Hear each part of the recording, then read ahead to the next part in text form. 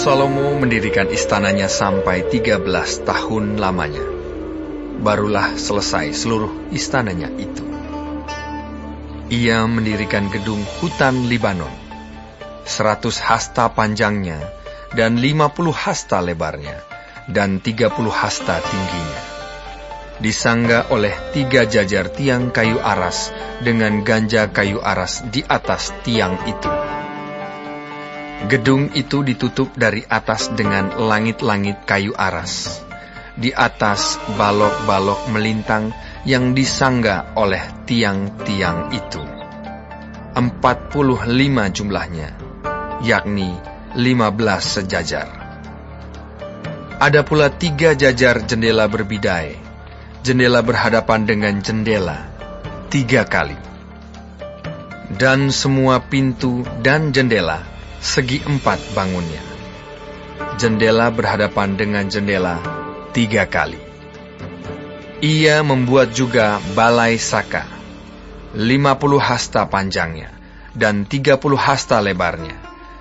Dengan di sebelah depannya sebuah balai lagi yang bertiang dan bertangga di sebelah depannya. Dibuatnya juga balai singgasana, tempat ia memutuskan hukum, balai pengadilan, yang ditutupi dengan kayu aras dari lantai sampai ke balok langit-langit. Dan gedung kediamannya sendiri, di pelataran yang lain, lebih ke sebelah dalam lagi dari balai itu, adalah sama buatannya. Dan bagi anak Firaun, yang diambil Salomo menjadi istrinya, dibuatnya juga sebuah gedung sama dengan balai itu. Tembok dari semuanya ini dibuat dari batu yang mahal-mahal, yang sesuai dengan ukuran batu pahat, digergaji dengan gergaji dari sebelah dalam dan dari sebelah luar, dari dasar sampai ke atas, dan juga dari tembok luar sampai kepada tembok pelataran besar. Bahkan dasar gedung-gedung itu dari batu yang mahal-mahal, batu yang besar-besar, batu yang 10 hasta, dan batu yang 8 hasta. Di bagian atas ada batu yang mahal-mahal, berukuran batu pahat, dan kayu aras juga. Sekeliling pelataran besar ada tembok dari 3 jajar batu pahat dan 1 jajar balok kayu aras. Demikian juga sekeliling pelataran dalam rumah Tuhan dan balainya. Kemudian Raja Salomo menyuruh orang menjemput Hiram dari Tirus. Dia adalah anak seorang janda dari suku Naftali, sedang ayahnya orang Tirus, tukang tembaga. Ia penuh dengan keahlian, pengertian, dan pengetahuan untuk melakukan segala pekerjaan tembaga. Ia datang kepada Raja Salomo, lalu melakukan segala pekerjaan itu bagi raja. Ia membentuk 2 tiang tembaga, tinggi tiang yang satu 18 hasta, dan dapat dililit oleh tali yang 12 hasta panjangnya.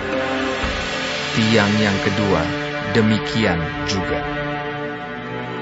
Dibuatnya juga 2 ganja untuk ditaruh di kepala tiang-tiang itu dari tembaga tuangan.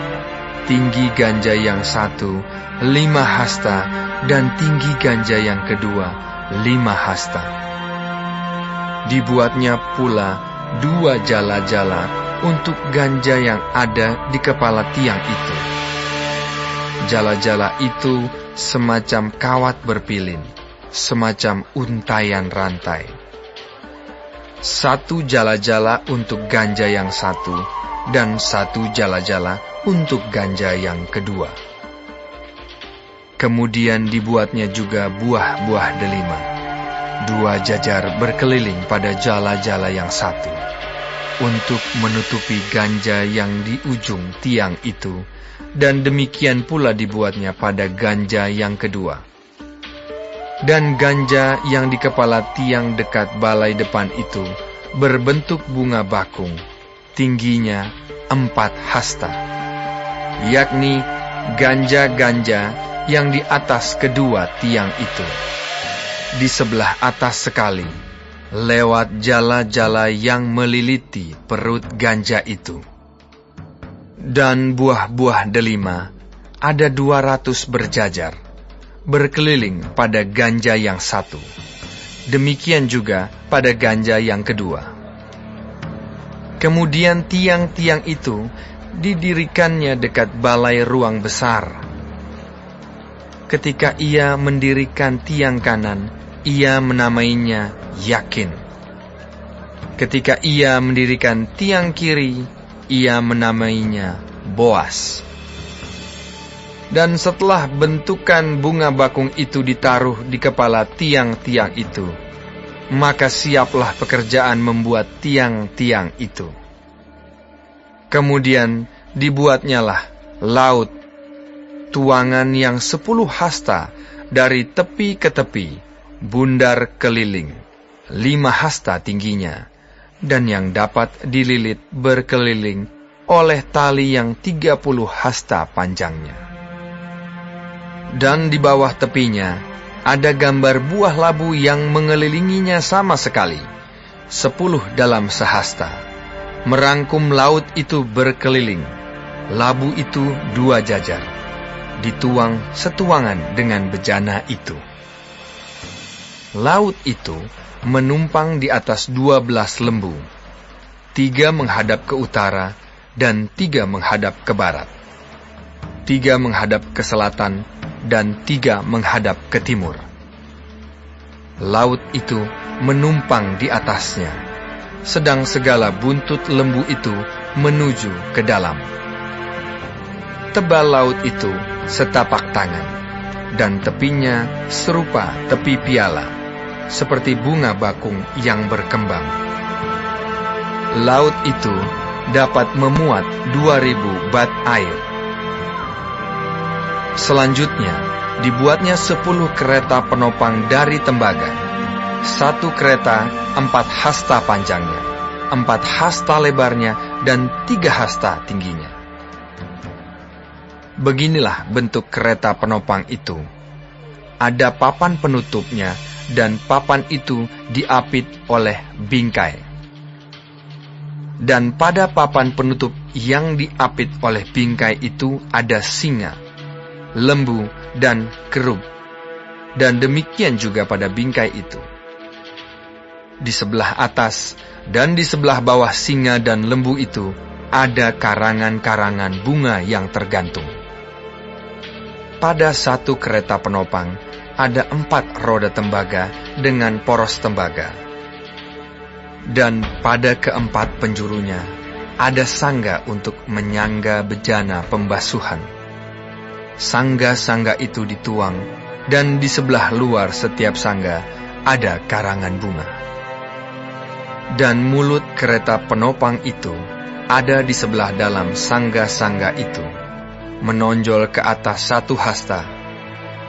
Mulutnya itu bundar, buatannya sebagai tumpuan, dan dalamnya 1,5 hasta. Juga pada mulutnya itu ada ukiran, tetapi papan-papan penutupnya 4 persegi, jadi tidak bundar. Keempat roda itu ada di bawah papan penutup, dan tangan-tangan roda itu ada pada kereta penopang itu, dan tinggi 1 roda ialah 1,5 hasta. Dan buatan roda itu seperti buatan roda kereta, tetapi tangan-tangannya, lingkarnya, jari-jarinya, dan napnya, semuanya tuangan. Keempat sangga pada keempat sudut setiap kereta penopang adalah seiras dengan kereta itu. Dan di sebelah atas kereta penopang itu ada leher bundar berkeliling, 1/2 hasta tingginya. Di sebelah atas kereta itu ada pula topang-topang dan papan penutup yang seiras dengan dia. Maka pada muka topang-topangnya itu dan pada papan-papan penutupnya diukirkannyalah kerub, singa, dan pohon korma, masing-masing menurut tempat yang ada, dan karangan bunga sekeliling. Demikianlah dikerjakannya ke-10 kereta penopang itu. Tuangannya sama, ukurannya sama, dan potongannya sama semuanya. Lagi pula, dibuatnya 10 bejana pembasuhan dari tembaga. Setiap bejana dapat memuat 40 bat air. Setiap bejana 4 hasta besarnya, dan ada 1 bejana di atas setiap kereta dari ke-10 kereta penopang itu. 5 kereta penopang ditaruhnya pada sisi kanan rumah itu, dan 5 pada sisi kirinya. Tetapi laut itu ditaruhnya pada sisi kanan rumah itu, arah tenggara.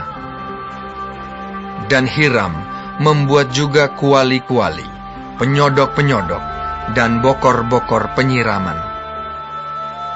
Demikianlah Hiram menyelesaikan segala pekerjaan yang harus dilakukannya bagi Raja Salomo di rumah Tuhan, yakni kedua tiang dengan kedua bulatan ganja yang di kepala tiang itu, dan kedua jala-jala yang menutup kedua bulatan ganja itu, 400 buah delima untuk kedua jala-jala itu, 2 jajar buah delima untuk 1 jala-jala, guna menutupi kedua bulatan ganja yang di atas tiang itu. Ke-10 kereta penopang dan ke-10 bejana pembasuhan yang di atas kereta itu. Laut yang 1 itu dan ke-12 lembu yang di bawah laut itu. Kuali-kuali, penyodok-penyodok, dan bokor-bokor penyiraman. Segala perlengkapan yang dibuat Hiram bagi Raja Salomo di rumah Tuhan itu adalah dari tembaga yang diupam. Raja menuang semuanya itu di lembah Yordan, di dalam tanah liat antara Sukot dan Sartan. Dan Salomo membiarkan segala perlengkapan itu tidak ditimbang, karena jumlahnya yang amat besar. Berat tembaga itu tidaklah terhitung. Salomo membuat juga segala perlengkapan yang ada di rumah Tuhan, yakni mezbah emas dan meja emas tempat menaruh roti sajian. Kandil-kandil dari emas murni, 5 di sebelah kanan dan 5 di sebelah kiri, di depan ruang belakang. Kembang-kembangnya, lampu-lampunya, dan sepit-sepitnya dari emas. Pasu-pasunya, pisau-pisaunya, bokor-bokor penyiramannya, cawan-cawannya, dan perbaraan-perbaraannya dari emas murni. Engsel-engsel untuk pintu ruang dalam, yakni tempat maha kudus, dan engsel-engsel untuk pintu ruang besar bait suci dari emas. Maka genaplah segala pekerjaan yang dilakukan Salomo di rumah Tuhan itu. Kemudian Salomo memasukkan barang-barang kudus Daud, ayahnya, dan menaruh perak, emas, dan barang-barang itu dalam perbendaharaan rumah Tuhan.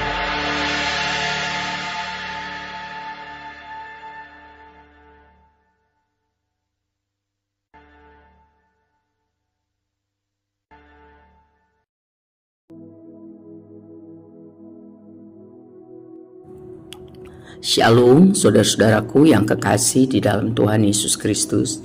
Puji Tuhan kalau kita masih diberi kesempatan hidup hari ini dan mempelajari firman Tuhan. panduan kehidupan dari kitab 1 Raja-Raja 7. Tuhan Yesus memberkati. Saudara, kisah pembangunan istana Salomo diselipkan sesudah pembangunan bait suci Tuhan. Kita lihat bahwa pembangunan bait suci Tuhan memakan waktu 7 tahun dengan biaya yang sangat besar. Lalu sesudah itu diceritakan bagaimana Salomo membangun istananya, ya, istana putri Firaun dan bangunan-bangunan lainnya, mengungguli bait Tuhan dalam segala hal. Semua bangunan-bangunan itu dibuat untuk kepentingan Salomo. 13 tahun masa pemerintahannya dipakai untuk menghamburkan biaya yang sangat besar bagi kepentingan dirinya. Jadi ada dua sisi pribadi Salomo yang berbeda. Satu sisi Salomo digambarkan memberi yang terbaik kepada Tuhan. Tetapi di bagian lain Salomo ternyata memberikan yang lebih baik untuk kepentingan kepuasan pribadinya. Demi pemuasan pribadinya, maka pemborosan yang besar dilakukan. Sehingga akan ada dampak yang sangat negatif bagi masyarakat, bagi perekonomian, bagi stabilitas nasional. Pada akhirnya kita akan lihat itu. Sangat bahaya kalau seorang pemimpin mengutamakan kepentingan pribadinya. Ya. Hal ini menunjukkan sifat yang mengerikan, dan kasih kepada Allah tercatat di dalam hidup Salomo. Makin lama makin turun kadarnya, dan kasih kepada diri sendiri, keinginan sendiri makin besar. Mari kita mengintrospeksi diri, saudara. Apakah kita sampai hari ini masih sungguh-sungguh mengutamakan Tuhan, berjalan sesuai kehendak Tuhan, atau sebaliknya, makin hari kita makin mengasihi diri kita sendiri, menomorsatukan ego kita, dan kasih kepada Tuhan semakin turun, semakin pudar.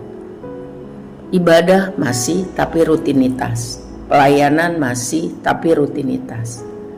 Ya, bahkan hidup dipakai untuk mementingkan ego sendiri. Segera kita bertobat dan kembali kepada yang seharusnya, yaitu mengutamakan Tuhan, mengasihi Tuhan dengan segenap hati, dengan segenap kekuatan, dan segenap akal budi. Tuhan tolong kita, Tuhan memberkati. Amin.